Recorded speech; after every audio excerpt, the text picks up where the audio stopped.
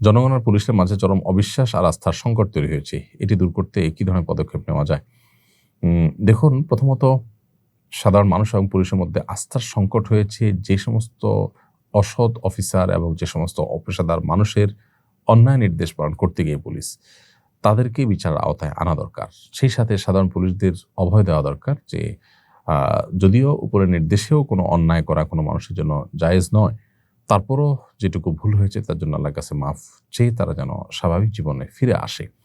কারণ তাদের ডিউটিতে ফিরে আসাটা আমাদের সমাজের জন্য যেমন গুরুত্বপূর্ণ, তেমনিভাবে এর সাথে তাদের নিজেদের জীবন জীবিকা সম্পৃক্ত। সো তাদেরকে এই অভয় যেমন দেওয়া দরকার, তাদেরকে আসার জন্য পরিবেশ করা দরকার, সেটি আমাদের মাথায় রাখতে হবে। আমরা অনেকে আছি যারা এই বিষয়গুলোকে বোঝার চেষ্টা করি না এবং অতিরিক্ত আবেগের বশবর্তী হয়ে আমরা বাস্তবতাকে এড়িয়ে চলার চেষ্টা করি।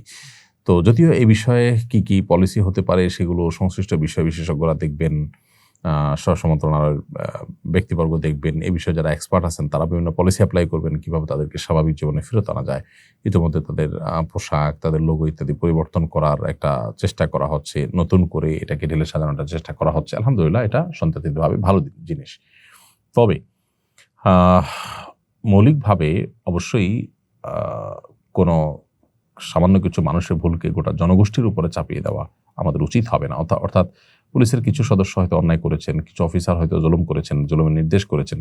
তো তাদের সেটাকে জেনারেলি সবার উপরে চাপিয়ে একজন নির্দোষ মানুষকেও আক্রমণ করা, এটা আমাদের দেশে একটা ট্র্যাডিশনে পরিণত হয়েছে। কোনো একটা গোষ্ঠীর কিছু মানুষের অন্যায়টা দায় সবার উপরে চাপানো হয়।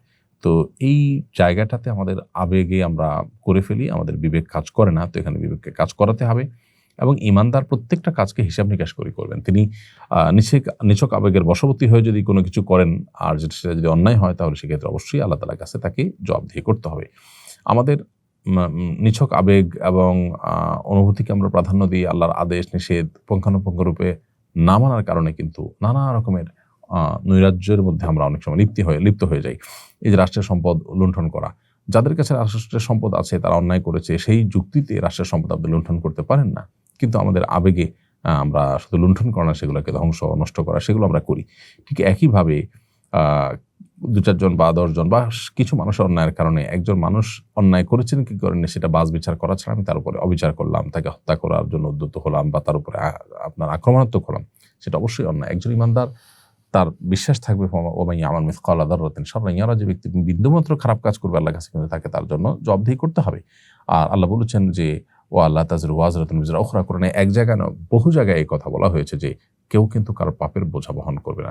যে পাপ করবেন তার বোঝা তাকেই বহন করতে হবে। অতএব একজনের পাপের বোঝা আরেকজনের ঘাড়ে চাপানো, একজনের দায় আরেকজনের উপরে চাপানো, এটা কিন্তু অবিচার। সো পুলিশ হোক, অন্য কোনো ডিপার্টমেন্ট হোক, যে একজনের চাপের অন্যায় করেছেন সেটাকে গণহারে, পুলিশের মধ্যেও অনেক ভাইরা আছেন যে হয়তো সাধারণ মানুষের কিছু লোক অন্যায় করেছে, অন্য যারা অন্যায় করেছে কি কারণে তিনি দেখেননি, কিন্তু ধারণার উপর ভিত্তি করে তাদের উপরে অত্যাচার করা, তাদের উপরে মামলা মোকদ্দমা দেওয়া, তাদেরকে আঘাত করা ইত্যাদি যারা করে থাকেন, তো এটাও কিন্তু অন্যায়। বিধায় আমাদেরকে মুসলিম হতে হবে, আল্লাহর কাছে জবাবদিহি করতে হবে। আমরা যাই করছি না করছি আল্লাহর কাছে জবাবদিহি তার আওতায় থাকবে, সেই বিষয়গুলো সেটা আমাদের মাথায় রাখতে হবে। আল্লাহ তাআলা আমাদেরকে হেফাজত করুন এবং চলমান যে অচল অবস্থা আছে সেটিকে আল্লাহ তাআলা দূর করে দিন।